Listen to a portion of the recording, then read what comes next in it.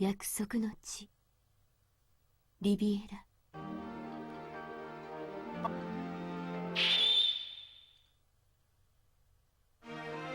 神々と天使の住む聖域、深海。魔族が集いし闇の領域、魔界。魔族の深海侵攻により勃発した神魔戦争は、やがて世界を深き混沌の渦に飲み込んでしまう。魔界の圧倒的な力に蹂躙された深海は壊滅的状況へと落ちていく。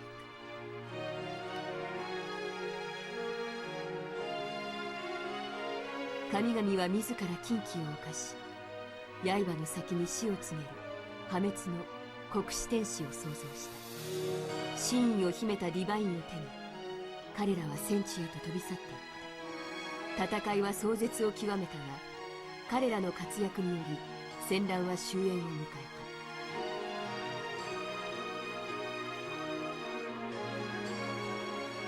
た。魔族は魔界の闇へと封ぜられたが、神々もまた滅びの運命をたどった。神々は力と英知のすべてを深海の果てに浮かぶ島リビエラに残し、神々再臨の約束の地として忠実なる精霊たちに託した。そして1000年の時が静かに流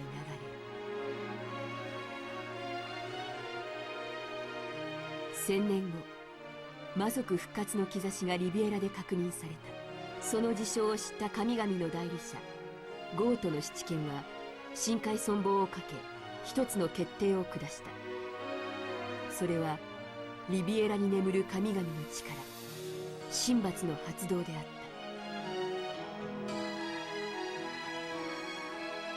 その計画の実行者としてゴートの七剣が選択した的確なる存在、神々の遺産ディバインを継ぎ黒き翼を持つ破滅の天使、神魔戦争より1000年の時を経て、今リビエラの地に2人の国士天使が舞い降りた。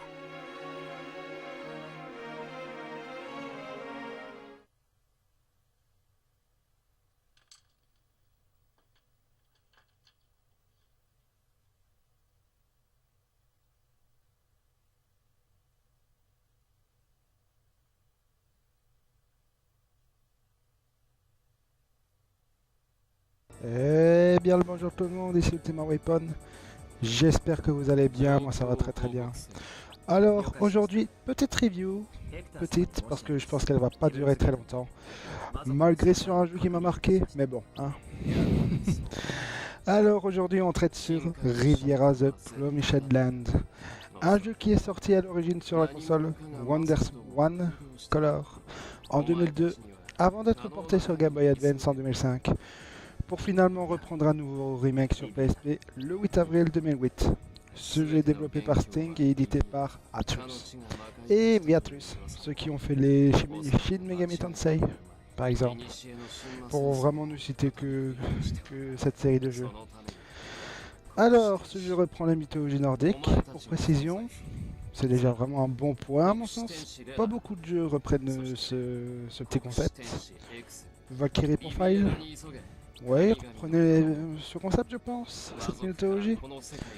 Je pense aussi, oui.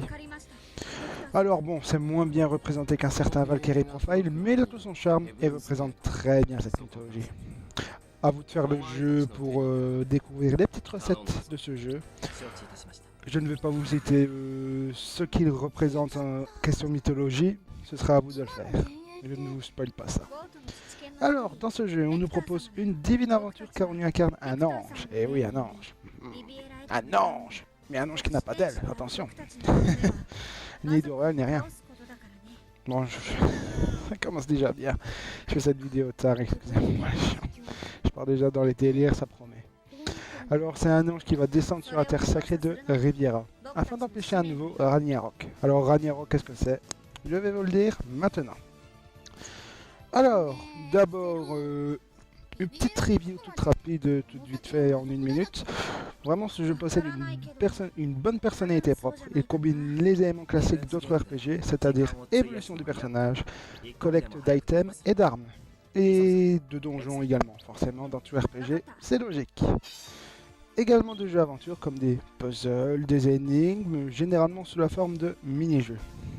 Et également de jeux de drague. Et oui, de la drague. Vu toutes les filles que tu vas avoir dans ton équipe, tu auras plus qu'envie de les draguer. Ça, tu m'étonnes. À part Ain. Je vais revenir ça sur la présentation des personnages. Alors, c'est vraiment le seul personnage, le seul garçon du groupe. Hein. Encore un héros bien chanceux. Et avec les choix que l'on va répondre à la fin ou tout au long du jeu, il sortira avec l'une d'entre elles, voire même chacune d'elles à la fin du jeu. Ah, ça doit être bien l'aventure avec 4 filles. 4-5 filles. Ah, ça doit être bien. Hein. Ah là là, petit chanceux. Va. Allez, soit. Alors, je vous explique le prologue du jeu. Donc, il y a de ça 1000 ans. Le Ragnarok conclut la grande guerre entre les dieux d'Asgard et les démons d'Utgard, par la disparition des premiers et la défaite de ces derniers. Vaincus par les anges que les dieux avaient créés comme armes, pour seul souvenir de leur existence, ils envoyèrent leur dernier pouvoir magique pour protéger l'île de Riviera. Les signes prédisant la renaissance des démons se multiplient, obligeant les 7 mages, représentants des dieux, à créer de nouveaux anges et les envoyer sur Riviera. Activer le processus qui conduira à leur anéantissement, mais qui menace aussi l'existence de Riviera. Voilà un petit peu pour le prologue. Donc c'est encore une guerre, des démons qui vont revenir, blablabla. Voilà. Bon, pour l'époque, je veux dire, ce jeu est d'abord sorti en 2002. On pouvait clairement mieux faire comme scénario, mais bon, on va pas trop détailler ça. Après, c'est moi qui gueule sur Dragon Quest 8. Hein. Et oui, bon, soit. Alors, présentation des personnages. Bon, tout d'abord, on aura 7 chapitres dans le jeu. Ça, je vous le dis directement. Ça peut paraître court, mais vu tout ce qu'on fait durant les différents chapitres du jeu, c'est qu'un peu plus logique que ça dure quand même un bon petit bout de temps. Alors, présentation des personnages. Nous commençons par Ain, the Wingless Angel. Ain, le personnage principal du jeu, est un Grime Angel, un ange aux ailes noires, gardien et soldat d'Asgard, la patrie des dieux. Cependant, pour obtenir Eniar, excusez-moi les mots en latin, j'ai toujours un peu du mal. Eniar, son divineur, arme magique exigeant cependant un sacrifice pour être obtenu, il perdit ses ailes. Envoyé avec, l'aida à accomplir la rétribution, rituel visant à empêcher la transformation du monde de Riviera en Utgard, la partie des démons. Mais entraînant la destruction de Riviera, il finira par tenter de stopper cela après avoir découvert Riviera et ses habitants. Il maîtrise très bien l'arme d'épée, mais également de la magie. Alors après, nous avons Leida, de Solitary Angel. Leida est le compagnon d'Ain pour l'activation de la rétribution. Mais là où Ain changera d'avis, lui continuera à poursuivre son devoir, ce qui les amènera à se combattre dans le sanctuaire d'Yggdrasil. Pour obtenir l'Orolei, son divineur, il sacrifia ses émotions. Alors, Leida est jouable uniquement durant la première partie du jeu. Il maîtrise seulement l'Orolei, mais d'une puissance incroyable, et se régénère à chaque tour. Son élément est le feu. Donc oui, première partie du jeu, si jamais tu as Leida qui meurt, franchement, tu sais pas te débrouiller. Hein. Leida, durant la première partie du jeu, durant le prologue, c'est impossible qu'il meure. Voilà. D'ailleurs, à lui seul, il peut vaincre le boss de ce prologue. Vraiment. Ain, c'est un peu un boulet durant ce prologue, donc bon, voilà. Alors, après, nous avons Fia, The King Fencer. Fia est, avec Lina, la première personne qu'Ain rencontrera en Riviera. D'un caractère timide, très douce, elle se spécialise dans la magie curative et les attaques à la rapière. Et son élément est la lumière. Nous avons après Lina, de Spunky Etchel. Au contraire de Fia, Lina est une petite fille exubérante, pleine de joie de vivre. Ses passions sont le jeu, manger des fruits et les chauves-souris. Oui, les chauves-souris, elle aime bien ça. C'est ta passion, hein, t'aimes bien manger les chauves-souris, on va pas te critiquer. Hein. Allez, saute. Cependant, elle est aussi une archère hors pair, dont l'élément de prédilection est la foudre. Après nous avons Seren, Last of the Ark, de son surnom. Seren est la dernière des arcs, une ancienne race de Riviera dont elle tire ses ailes de chauve-souris. À la fois complexée par l'extermination de son peuple et railleuse comme personne, son arme préférée est une grande faux, et son élément est la glace. Après nous avons Sierra, la dernière personne qui nous rejoindra dans le groupe d'ailleurs. Sierra the Crimson Witch. Sierra est la plus âgée du groupe. Malgré sa maladresse, tu m'étonnes de ta maladresse, ça leur... Je me dirai un petit peu plus tard pourquoi je fais ça. C'est une cruche, c'est une cruche. Elle est un peu comme une grande sœur pour l'équipe, tu m'étonnes. Rencontrée lors d'une de ses recherches d'ingrédients pour potions. Elle est spécialiste dans la magie offensive et des bateaux, et du feu, qui est son élément principal. Et comme dernier personnage, nous avons Rose. Rose est le familier d'Ain. Chatte, douée à la parole, elle fut recueillie par Sierra. Après la téléportation de son maître sur Riviera, les seules conséquences notoires sont la perte de sa voix. Seul Ain l'entend. Et la tendance de Sierra à l'appeler Gâteau. Allez savoir pourquoi, faites le jeu. Je rigole de ce nom, mais c'est logique. C'est logique. Faut faire le jeu, les gens. Bien qu'elle ne sache pas se battre, elle est toujours de bons conseils.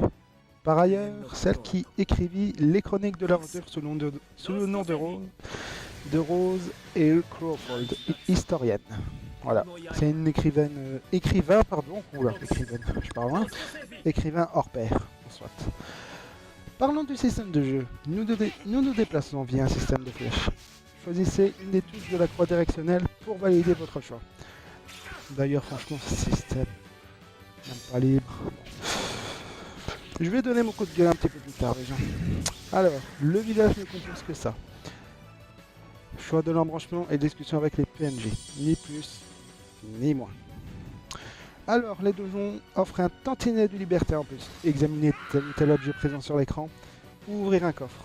Examiner vous rapportera des points. Ces points vous serviront à utiliser telle ou telle action sur les décors. Pour dénicher par exemple un item caché, pour ouvrir un coffre. Cela est parfois composé d'une énigme d'ouvrir un coffre. Souvent une chute de boutons appuyés avant la fin du temps imparti. Les manus d'échec peuvent être d'avoir moins de PV, d'attaque, de défense, etc., etc. Le système de combat se joue au tour par tour. Nous choisissons l'action d'un personnage, il attaquera tout de suite par après. Avant le combat, nous avons un choix restreint d'items. Nous ne pouvons pas tout prendre, choisissez judicieusement vos items. Ça compte pour les armes comme pour les items. Donc vraiment, choisissez judicieusement parce que parfois ça peut être restreint à 8 items. Et oui les gens, même parfois 5. Ah ça c'est sadique. Mais bon, pour l'aspect tactique, est-ce qu'on peut pardonner? Je ne pense pas parce que parfois c'est beaucoup trop restreint. Et parfois vraiment tu te fais défoncer par moment. Non. Aspect tactique voulu, mais aspect tactique mal géré. Vraiment très mal géré. Alors, le personnage une fois attaqué l'ennemi subira des dégâts. Waouh, quelle surprise pour un RPG.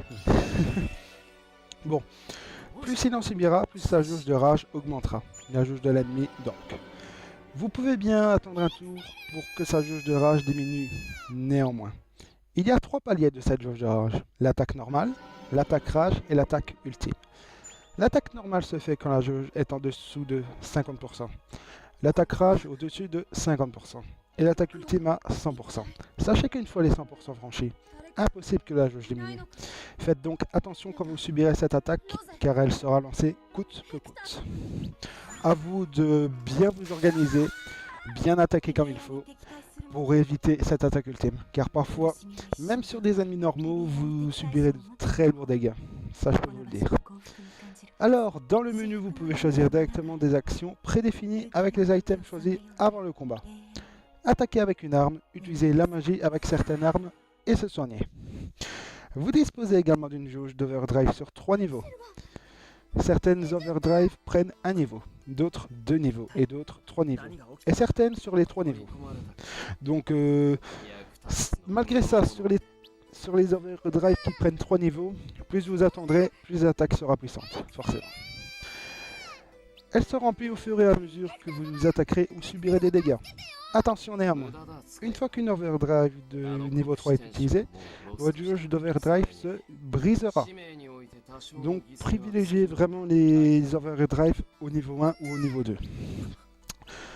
Alors, bon, j'ai expliqué vraiment, je pense, tout ce qui peut se rapporter au jeu pour son système de combat, son histoire, ses personnages, tout ça. Bon, il y a d'autres personnages que normalement je devrais présenter, mais évitez du spoil, tout ça. Voilà. Bon, par où peut-on commencer par ce jeu? Petit coup de gueule d'abord. Point de vue positif? Je ne sais pas, honnêtement. Bon, on va commencer par les graphismes. Les graphismes, c'est vraiment bien beau. Vraiment pour de la Wonder Swan Color. Bon, la Wonder Swan Color, je pense qu'en 2003, ils ont arrêté la production de la console. Après, si je me trompe, vous pouvez me le dire par commentaire. Le jeu est sorti en 2002 sur Wonder Swan Color. Donc, bon, c'était vraiment un jeu bien avancé avant la fin de cette console. Soyons précis. Donc bon, forcément, succession d'artwork, des bons sprites, des bons petits décors, j'ai vraiment bien aimé. Tant pour Wonder Swan Color que sur GBA ou PSP. Ça c'est peu importe, ça reste vraiment visuellement bien beau. Bon, du système du jeu maintenant, qu'est-ce qu'on peut dire? Bah là où je vais pousser mon petit coup de gueule, c'est sur la liberté du jeu. Comme je vous ai dit, à part des flèches prédéfinies, on n'a aucune liberté. Et ça, c'est vraiment le gros point noir du jeu. Tu as des flèches prédéfinies, on te dit va dans tel endroit, tout ça. Et non. Là où tout RPG, tu as un stick ou des croix directionnelles pour te déplacer, là non. Ouais, c'est vraiment le gros point noir du jeu, les gens. Par exemple, dans les donjons, je ne peux pas explorer mon donjon librement. J'ai des croix prédéfinies qui te forcent à avancer. Tu peux retourner en arrière, ça y a pas de souci. Mais j'aimerais bien explorer mon donjon avec une liberté de mouvement pas prédéfinie, libre. Et là, vraiment, c'est comme casser un système pur de RPG, si vous voulez. Vraiment, pas me forcer, hein, non. Mais me dire où je dois aller observer tel ou tel endroit avec un système comme ça, non, moi j'apprécie vraiment pas les gens. Vraiment, si je dois pousser un gros coup de gueule sur ce jeu, c'est bien ça. Et après, ça détruit tout hein, pour ce qui est de l'exploration. Ah ça, vraiment, ça je peux vous le dire, les gens, ça détruit tout. Donc gros point noir du jeu, la liberté de mouvement et d'exploration. Alors, pour le système de combat, c'est bien. C'est bien, c'est old school comme il faut. Seulement, bon, pour 2002, on pouvait faire largement mieux quand même. Riviera a sa propre personnalité, ça je dis pas.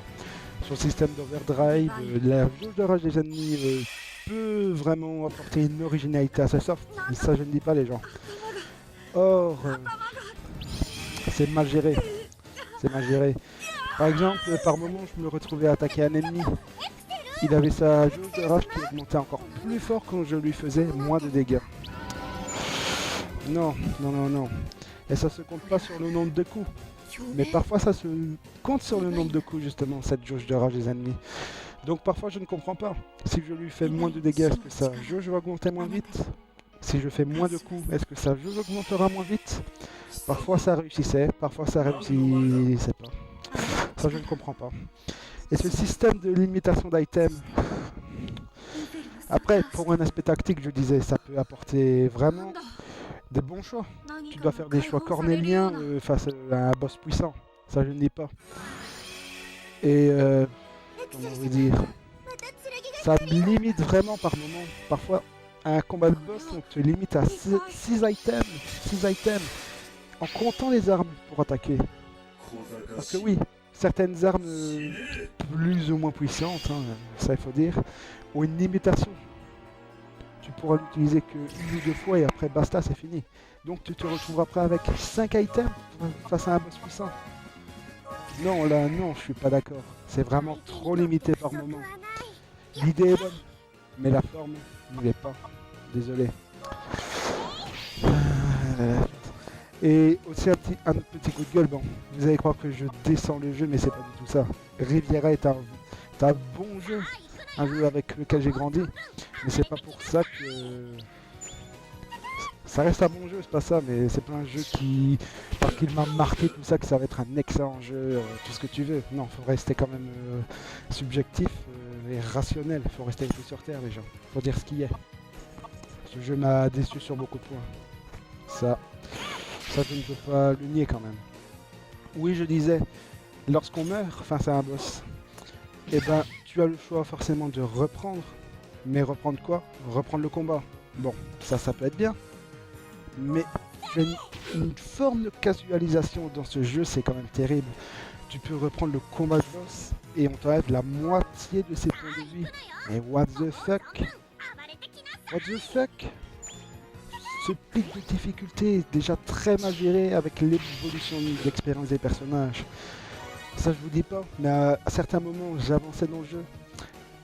Je finissais un chapitre où j'avais déjà du mal à vaincre le boss. J'arrivais au chapitre suivant. Je rencontrais les 3 premiers ennemis du donjon. Je me suis fait démonter et j'ai eu 3 game over. 3 game over.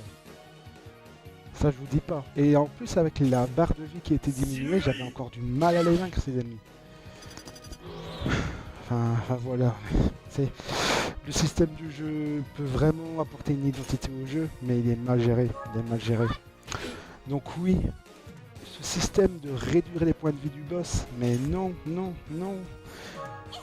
Pourquoi? Est-ce qu'ils savaient déjà que le système du jeu portait à confusion à certains moments? Qu'ils ont fait ça? Ça je ne sais pas les gens. Enfin bon, ce sera tout pour le système du jeu. Pour dire un point final de ce système, c'est un bon système, ça je ne dis pas, mais mal exploité. Vraiment mal exploité par moment. Après, pour ce qui est des attaques, des overdrive, tout ça, c'est du bon, c'est old school. Mais par moment, c'est mal exploité. Donc bon, voilà. Alors, la bande sonore du jeu, qu'est-ce que je peux dire? C'est le point fort du jeu. Le battle theme, Decisive Battle with Hector, le prologue, de la bonne bande son, ça te rappelle vraiment le thème nordique. Alors, à l'écoute, ça vraiment, je ne peux pas nier que l'OST du jeu est vraiment bonne. C'est vraiment le gros atout du jeu, tant bien même sur WonderSwan, que sur Game Boy Advance, que sur PSP. D'ailleurs, PSP qui inclut les voix des personnages. Or, sur GBA, tu avais juste des voix digitalisées quand tu avais rempli ta jauge d'Overdrive et que tu la lançais. Ça gueulait le nom. Non, ça gueulait pas. Ça disait le nom de l'attaque et puis c'est tout. Or, sur PSP, tout le monde parle. Tout le monde parle. Et c'est plutôt bien doublé. Ça, quand même préciser que c'est vraiment pas mal bien doublé. Bon. C'est doublé comme un RPG banal, si j'ai envie de vous dire. Que dire d'autre sur ce jeu? Oui, l'OST est bonne, voilà. Ça amène très bien dans l'ambiance. C'est parfois de la guitare synthétique, en passant par des musiques flûte de pan. Un petit tantinet de techno, enfin pas de techno, boum. Non, pas comme ça. Un léger soupçon de techno, mais qui apporte une bonne identité aux musiques du jeu. Ça, je ne vous dis pas, c'est vraiment du très bon de ce côté-là. Alors, que dire d'autre? Les personnages, oui, je vais aller dire Sierra. Oh, cette cruche par moment. Vous savez, je vais vous raconter une petite anecdote, les gens. Alors, j'étais dans un combat de boss. Ma Sierra était faible, donc il me restait du pain. Une mie de pain dans l'inventaire. Je vais pour la donner à Sierra. Elle me dit, qu'est-ce que c'est que ça? Tu ne sais pas ce qu'est du pain? What the fuck? Alors, j'allais me dire, ouais, c'est parce que c'est qu'une miche de pain. Bon, c'est un peu bizarre parce que tu es une historienne, enfin, tu écris plein d'histoires, tout ça, tu devrais avoir plein de connaissances. Et tu ne sais pas ce qu'est du pain. C'est un peu what the fuck, ça, un peu, pour tout vous dire. Alors, j'ai cru qu'elle allait le manger. Ça se voit, même si tu sais pas ce qu'est du pain. Bon, déjà, what the fuck. Tu devrais voir que c'est de la nourriture. Elle le jette. Donc ma Sierra est morte comme une merde et j'ai perdu au combat de boss à cause de ça. Bravo, franchement bravo. Je savais qu'on pouvait être une cruche et porter à confusion dans ses idées, mais là, je tenais un item qui peut te soigner. Mais what the fuck? J'aurais pu réussir ce combat si je l'avais soigné. Mais elle n'a pas voulu prendre le pain. Et après j'ai essayé des potions. Elle n'a pas voulu aussi les prendre. Mais à quoi tu sers? À quoi tu sers, Sierra? Vraiment? Bon, déjà que t'es pas fort de base, tu jettes tes items pour te soigner. Mais t'es conne? T'es conne ou t'es conne? Je sais pas moi. Non mais vous vous rendez compte qu'au bout d'un moment, t'es mal face à un boss. C'est comme si dans Xenoblade Chronicle, j'ai Shulk qui est en difficulté. Il veut prendre une potion, mais au lieu de ça, il la jette par terre. Imaginez un peu. Non, imaginez pas, je l'ai subi. Je l'ai subi face à un combat de boss qui en plus était vraiment dur. Mais comme j'ai ragé sur elle, et c'est pas la seule fois, j'ai ragé sur elle, j'ai ragé sur elle plein d'autres fois. C'est peut-être la fille la plus sexy, je vais dire ça comme ça, du groupe. Mais c'est une conne, excusez-moi. Et je dis ça d'une historienne. C'est une conne, c'est une historienne. Enfin, cherchez un peu la différence. Légal dans tout ça, je sais pas. C'est n'importe quoi. Bon, à part ça, vraiment le reste du casting, c'est digne d'un RPG, voilà. Digne d'un RPG. Ils ont chacun leur charisme, pas vraiment d'histoire approfondie. Bon, histoire approfondie, c'est un peu con de dire ça, mais bon, t'es un peu là pour le scénario principal et pas tout de suite savoir l'histoire des autres persos. Puis bon, voilà. Tu t'en fiches un peu, par moment. Ça dépend du RPG après, mais tu t'en fiches vraiment pour eux. Tu es là pour aller démolir Hector et puis basta. Voilà. Bon, qu'est-ce que je peux dire finalement de ce jeu? C'est un bon jeu. C'est un bon jeu, ça je dis pas. Vous aurez eu l'impression que j'ai critiqué ce jeu tout du long. Non, non, non, non. Ça reste un bon jeu, ça je ne dis pas les gens. Or, son système aurait pu être très bien amené. Or, il l'est pas du tout. Il est mal amené, à mon sens. Ce combo tour par tour est sympa, je ne dis pas. Mais le système déjà de jeter les potions, des du pain, what the fuck. Ce système de déplacement, de liberté, de non-liberté plutôt. Mais qu'est-ce que vous avez fait? Pourquoi vous avez fait sur des flèches prédéfinies? Pourquoi vous avez fait ça? Pourquoi est-ce que je ne peux pas utiliser mon joystick sur PSP pour me déplacer librement? Non, non, non, ça j'ai pas aimé j'ai vraiment pas aimé. Bon, qu'est-ce que je peux dire? Les bons points, les graphismes, les artworks, les voix des personnages bien réussis. Il y a réussite, pardon. Le système de combat qui est bon dans un sens quand même. Les artworks, je viens de le dire. Voilà, ce sera un peu tout. Mais les points faibles, c'est la liberté et le système mal amené. C'est tout. Bon, voilà, c'était une review assez courte, je pense. C'était Ultima Weapon. J'espère que vous n'aurez pas eu l'impression que j'ai descendu le jeu. Parce que pour moi, ça reste quand même un bon jeu. Il mérite un petit 14, 14 sur 20, 13 sur 20. Non, 14. Restons quand même honnêtes, ça reste un bon jeu tout de même. Allez, sur ce, je vous quitte. Bon, dernier point. Même si, pour ma part, le système de Gambit de Final Fantasy XII est mal amené, à mon sens, hein. Attention, à mon sens. C'est pas pour ça que je descendrai le jeu. Final Fantasy XII est un très bon jeu. Voilà. Pour faire vraiment une comparaison de système mal amené, je prends exemple sur Final Fantasy XII. Alors, je vous quitte vraiment ici. C'était Ultima Weapon, c'était la review de Riviera The Prohibition Land. Il mérite malgré tout son dû, son petit coup d'essai. Mais si je dois vous conseiller ce RPG de toute urgence, non. Non. J'ai beau avoir grandi avec, ça reste un jeu plus ou moins moyen dans l'ensemble. Alors je vous quitte, c'était Ultima Weapon. Passez une bonne soirée tout le monde. Ciao, bye bye.